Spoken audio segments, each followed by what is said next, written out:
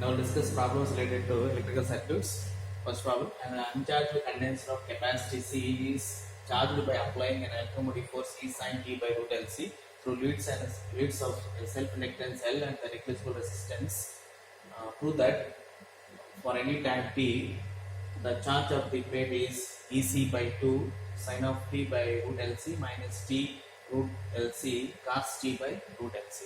So consider the electrical circuits. In this circuit, we have capacitance C and inductance L and electromotive force E sin T by root LC. So now write the differential equation corresponds to these circuits. The equation of LC circuit with EMF E sin T by root LC is L into d square Q by dt square plus Q by C is equal to E sin T by root LC. So by using Kirchhoff law, the sum of voltage drop across capacitance inductance equal to electromotive force. So now we have to solve this differential equation. Now first divide with L on both sides of this equation.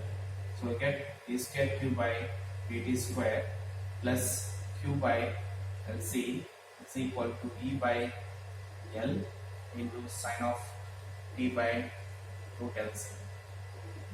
So now let P is equal to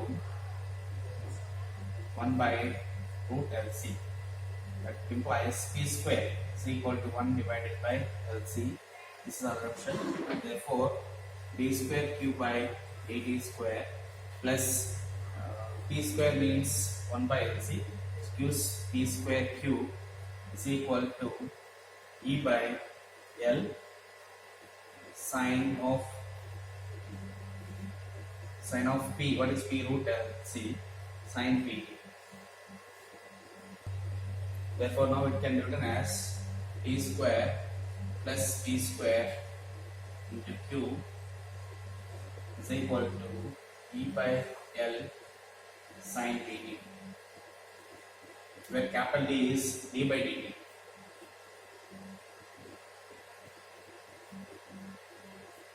So now write the auxiliary equation. Therefore, auxiliary equation is f of m is equal to 0, which implies m square plus p square equal to 0. Implies m square is equal to minus p square. M is equal to plus or minus pa. Therefore, CF is C1 cos Pt plus C2 sin Pt. So this is the form alpha plus or minus I beta. Suppose the roots are alpha plus or minus I beta, then CF is E for alpha x C1 cos beta x plus C2 sin beta x, where alpha is 0 and beta is P. So now we have to find the particular integral Pi. Therefore, Pi is equal to E by L sin Pt divided by d square plus p square. So therefore, E by L into sin Pt divided by d square plus p square. Suppose if you substitute d square by minus p square plus p square becomes 0, the method fails. So now multiply numerator with t and differentiate denominator with respect to d. Therefore, that is 2d. That is equal to E by L into t by 2, 1 by d sin Pt.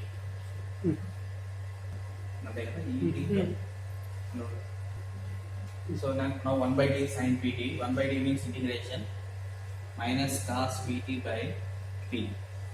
That is equal to minus of E by 2 Lp into T cos Pp. Therefore, the general solution is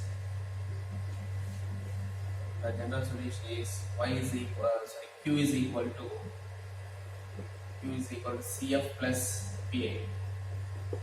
Therefore, Q is equal to CF. What is CF here? C1 cos Pt plus C2 sine Pt CF plus Pi. What is Pi? Minus E by 2Lp into T cos Pt.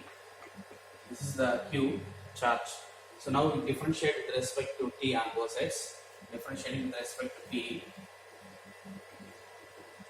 So dq by dt. So dq by dt is I. I is equal to dq by dt. Differentiating with respect to T. See cos Pt derivative minus P sin Pt. Sin derivative cos Pc2 cos Pt minus E by 2Lp is constant.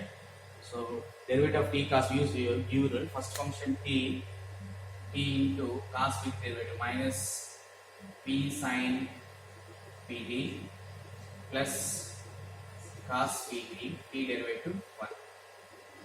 Therefore I is equal to minus C1P sin Pt plus C2P cos Pt minus E by 2Lp into minus P sin Pt plus cos Pt. This is equation 2. So now how to find the values of C1 and C2 using the condition that when the time t is 0, the charge is 0 and the current is 0. When time t is 0 means initially the charge Q is 0 and current I is equal to 0. Now substitute the T is 0 and Q is 0 in equation 1. Substituting T 0 and when T is 0, Q is 0 in equation 1. Okay. Therefore, from equation 1, C1 cos 0 plus C2 sin 0 minus E by 2Lp 0.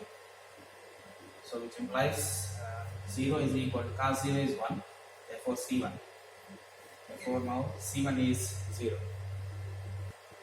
Similarly, substitute T value 0 in equation 2. That means when the time t 0, initially the current is 0. Substituting T 0 in equation 2, from equation 2, so I is 0 initially means when the time t is 0 minus C1 T0 means sin 0 0 plus C2P cos 0 1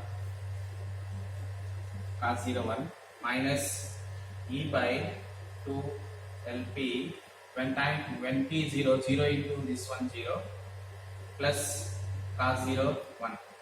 Therefore 0 is equal to P C2 minus E by 2Lp. Therefore P C2 is equal to E by 2Lp, which implies C2 is equal to E by 2Lp square. Now substituting C1 and C2 values in this equation 1. Substituting C1, C2 values in equation 1. Therefore the charge Q is equal to C1 is 0 plus C2. C2 is E by 2Lp square sin Pt minus E by 2Lp into T cos Pt. Therefore charge Q is equal to E by 2Lp square into sin Pt minus E by 2Lp T cross Pt. But what is P here? Where P is 1 by root Lc, right? 1 by root Lc, which implies P square. P square is 1 by Lc. Therefore, Q is equal to E by 2L. 1 by P square is Lc into sin Pt minus E by 2L into 1 by P. 1 by P is root LC into T cos PT. Okay, now this L cancel. Therefore, Q is equal to E by EC by 2L. EC by 2. LL cancel. EC by 2. Sin of P. What is P? 1 by root LC into T minus E by 2L into root LC into T cos PT. 1 by root LC. Therefore, Q is equal to EC by 2 into sin of 1 by root LC into T minus E by 2L into root LC. Now here multiply and divide with root C into T cos 1 by root LC into T.